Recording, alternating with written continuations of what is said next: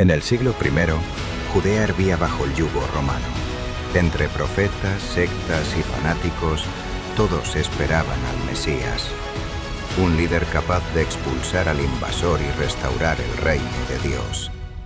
En medio de ese caos, un joven llamado Jesús fue crucificado por sedición. Pero su historia, reinterpretada, reinventada y propagada por San Pablo, se transformó en algo mucho más grande. Una religión que cambiaría el curso del Imperio Romano y del mundo entero. Esta es la historia de cómo una rebelión contra Roma terminó convirtiéndose en el poder espiritual que la sostuvo. Siglo I.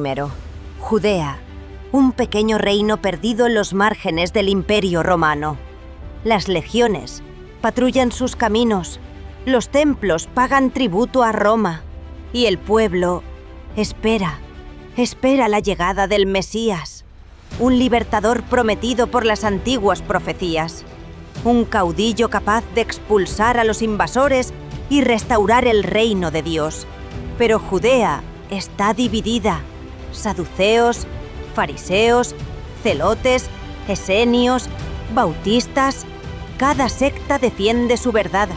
Cada una cree tener la llave del reino. Unos predican la pureza, otros la meditación y algunos la guerra santa.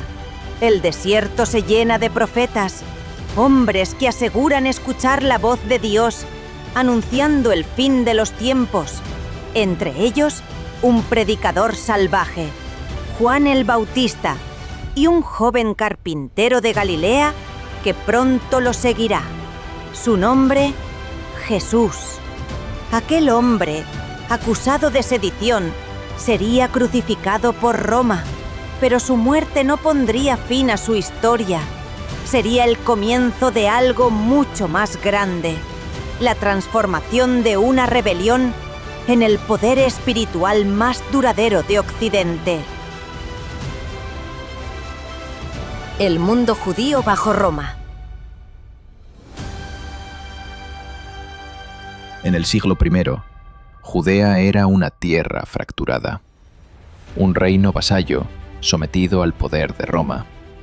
Desde Jerusalén, los saduceos, la élite religiosa y económica, mantenían su influencia colaborando con el imperio. Controlaban el templo, los tributos y el acceso a la ley. Frente a ellos, los fariseos eran los guardianes de la tradición, expertos en las escrituras, celosos de la pureza ritual y de la observancia de cada mandamiento. Más allá, en los márgenes del desierto, los esenios vivían apartados, hombres de vida austera, consagrados a la meditación, que esperaban en silencio la llegada del reino de Dios. Y entre todos ellos, los celotes, fanáticos del nacionalismo religioso, enemigos declarados de Roma. Creían que solo la violencia podía traer la liberación.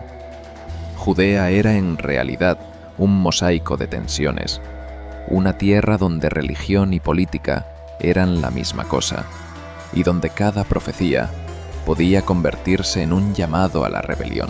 Los romanos observaban con cautela, sabiendo que bajo las apariencias de calma hervía el odio. Los judíos esperaban al Mesías, un caudillo que restauraría el reino prometido por los profetas antiguos. Nadie sabía cuándo llegaría, ni qué rostro tendría, pero todos, absolutamente todos, creían que el fin de los tiempos estaba cerca. Juan el Bautista y el joven Jesús. Entre los profetas que recorrían Judea, uno destacaba por su voz áspera y su mirada encendida. Juan, llamado el Bautista, vivía entre los secarrales de Galilea, vestido con pieles, alimentándose de lo que el desierto le daba. Algunos decían que había huido de una comunidad esenia. Otros, que era simplemente un loco inspirado por Dios. Su mensaje era simple, pero poderoso. arrepentíos, porque el reino de Dios está cerca. En el Jordán practicaba un antiguo rito de purificación. Sumergía a los creyentes en el agua, convencido de que solo los puros podrían recibir al Mesías. Entre la multitud que lo escuchaba, había un joven carpintero de Galilea. Se llamaba Jesús. Era fariseo, conocía la ley y las escrituras, pero buscaba algo más. Cuando el Bautista fue ejecutado por orden del rey Herodes, acusado de incesto y paganismo, Jesús se radicalizó. Abandonó el camino de la palabra y abrazó el de la acción. Se unió a los celotes, los más fervientes enemigos de Roma. Sus seguidores, los apóstoles, lo acompañaron sin dudar. Creían luchar por la restauración del reino de Dios. No comprendían que estaban enfrentándose al poder más implacable del mundo antiguo. Los celotes preparaban una rebelión.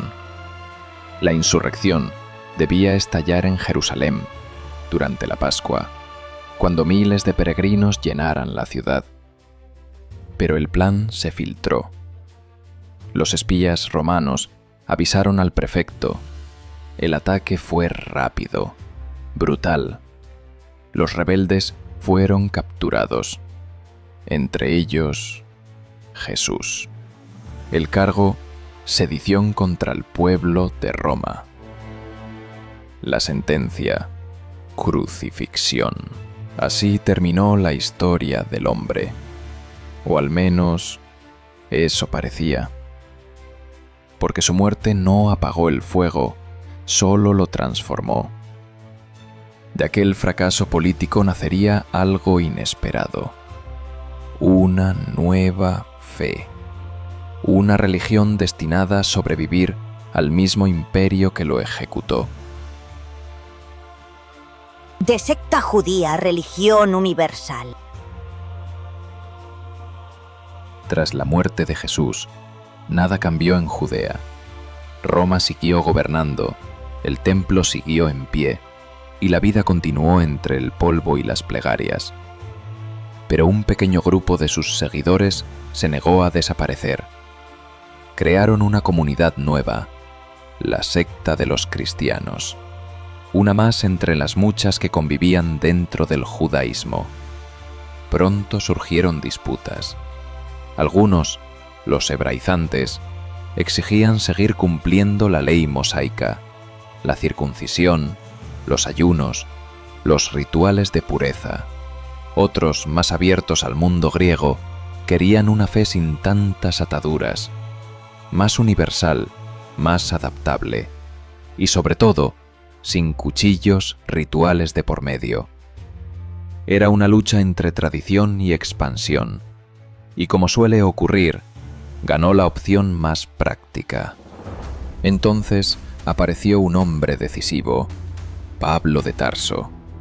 No había conocido a Jesús, pero entendió algo que los demás no veían: que el agitador judío ejecutado por Roma podía convertirse en algo mucho mayor. Pablo transformó al rebelde en un dios, al sedicioso en un redentor. Y así nació la idea más poderosa del cristianismo: Jesús, Hijo de Dios encarnado, enviado para redimir a toda la humanidad. Fue, en cierto modo, una estrategia brillante. El mundo pagano ya estaba familiarizado con dioses que se volvían hombres, con héroes divinos nacidos de vírgenes o del rayo. Pablo no inventó la fe, la adaptó. Y esa adaptación cambió el curso de la historia. En pocas décadas, el mensaje de Jesús, ahora reformulado, teologizado y universalizado, se extendió por todo el Imperio Romano. Desde Jerusalén hasta Roma, desde Antioquía hasta Alejandría, los misioneros de Pablo llevaron consigo una nueva visión del mundo. Ya no se trataba de liberar a Israel del yugo romano, sino de liberar al alma humana del pecado. En ese momento, el cristianismo dejó de ser una revuelta política y se convirtió en una revolución espiritual, una fe que ya no miraba al templo, sino al cielo. Expansión y persecuciones. El mensaje de Pablo se propagó con fuerza. A través de rutas comerciales, puertos y calzadas romanas, las palabras del nuevo credo viajaron más rápido que los ejércitos del César. Pronto hubo comunidades cristianas en Roma, Antioquía, Éfeso, Corinto y Alejandría. Pequeños grupos de creyentes que se reunían en secreto, compartiendo pan, vino y esperanza. Roma, acostumbrada a los dioses extranjeros, veía aquel movimiento con curiosidad. El imperio siempre había sido tolerante. Permitía que cada pueblo adorara a sus dioses, siempre que respetaran al César y pagaran sus impuestos. Pero los cristianos no querían otro dios. Requisaban los sacrificios, se negaban a inclinarse ante la estatua del emperador. Y eso, para Roma, no era una simple diferencia teológica. Era una amenaza. Decir, solo hay un Dios verdadero, era en el fondo decir, el César no lo es. Los rumores se extendieron entre la plebe. Decían que los cristianos practicaban ritos oscuros, que sacrificaban niños, que bebían sangre. La superstición se mezcló con el miedo. Y el miedo con la violencia. Llegaron las persecuciones. Las primeras, bajo Nerón, entre el fuego de Roma y la sed de culpables. Luego bajo Domiciano, Decio, Valeriano. A veces breves, a veces exageradas por los apologetas, pero suficientes para alimentar una narrativa de martirio. En los anfiteatros, los cristianos morían entre las fieras y el griterío del pueblo. En las prisiones, los obispos eran ejecutados. Roma creía estar aplastando una secta peligrosa, sin saber que estaba fortaleciendo una fe. Porque cada muerte, cada historia de resistencia, convertía a los mártires en símbolos. Y los símbolos son más difíciles de destruir que los hombres. Así, entre persecuciones y clandestinidad, el cristianismo creció. Primero entre los esclavos y los pobres, luego entre las mujeres, finalmente entre los poderosos. Lo que había nacido como una fe subterránea, pronto empezaría a brillar sobre los altares de Roma. Una religión de pobres y de damas romanas. El cristianismo no comenzó en palacios ni en templos majestuosos. Nació en casas humildes, en sótanos y patios olvidados. Entre los pobres, los esclavos y los marginados. Allí, la fe no se medía en poder ni riqueza, se medía en solidaridad. Compartir pan, vino y palabra era un acto de comunidad, de resistencia silenciosa frente al mundo que los ignoraba. Los Hechos de los Apóstoles lo describen con sencillez. Todos vivían unidos, nada era propio, todo era común. Nadie era pobre porque todos compartían lo que tenían. Pero no tardaron en llegar los primeros conversos de la élite. Mujeres romanas de altos peinados, elegantes y curiosas, fascinadas por aquel secreto subterráneo, por el simple acto de compartir con esclavos sudorosos y harapientos. La fe se expandió hacia arriba y hacia afuera. Los pobres encontraron consuelo y las damas aristocráticas misterio y comunidad. No eran grandes templos ni tesoros lo que atraía, era la sencillez de los ritos, la humildad de los creyentes y, por qué no decirlo, el reparto de alimentos que incluso los poderosos empezaban a practicar. Así, poco a poco, lo que comenzó como un grupo de seguidores de un carpintero crucificado se convirtió en una comunidad vibrante y diversa. Una fe que unía a los desposeídos y a los curiosos, a los que nada tenían y a los que lo tenían todo.